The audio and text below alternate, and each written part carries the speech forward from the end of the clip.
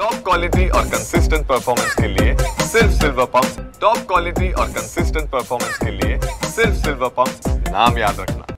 लातूर जिल्ह्यातल्या शेतकऱ्यांना अवकाळीचा मोठा फटका बसलेला पाहायला मिळतो आहे। आपण जर पाहिलं तर अशा पद्धतीनं शेतीचं मोठं नुकसान जे आहे ते लातूर जिल्ह्यातल्या ग्रामीण भागामध्ये झालेलं आहे।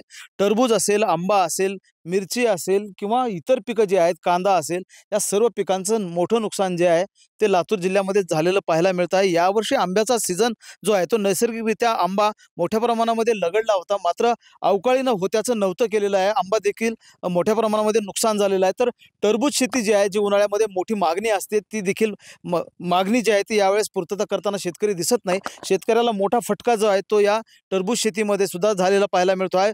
लातूर जिल्ह्यातल्या शिरूर अनंतपाळमध्ये आहोत आपण।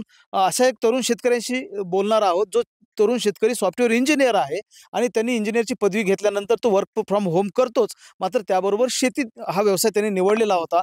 पहिल्याच वर्षी टरबूज आणि त्याच्यामध्ये आंतरपीक म्हणून मिरचीची लागवड केली आणि मोठा फटका बसला आणि होत्याचं नव्हतं झालं। काय नाव आहे तुमचं, किती एकर शेती आहे आणि मग तुम्ही सॉफ्टवेअर इंजिनियर आहात, तर मग कशी सुरुवात केली होती वगैरे? आमची टोटल 11 ते 12 एकर शेती आहे। माझं नाव गौरव विलासराव हसबे आणि मी जो हा कलिंगड आणि मिरची आहे, हा जो नवीन शेती करण्याचा प्रयोग केला होता, तो 1 एकरमध्ये केला होता आणि आतापर्यंत माझा 60 ते 70 हजार रुपये खर्च झालेला आहे आणि आता काढणीचा खर्च आणि जो उत्पन्नाचा खर्च हा एकच झालेला आहे। मेळ बसत नाही। हं. म्हणजे ही लागवड करायला किती खर्च आला आणि आता काढण्यासाठी आता तुम्हाला परत मजूर लावावं लावावं लागतं. हां, हो. आम्हाला भरपूर लावावं लागतं. हं. मजूर लावावं लागतात.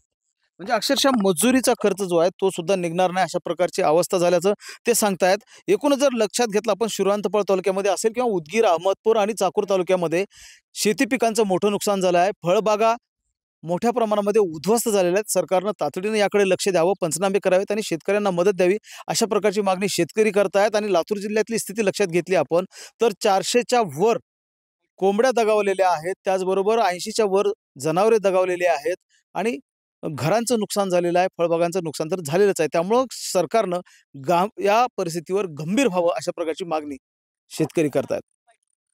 महेंद्र जोंधळे, TV9 मराठी, लातूर।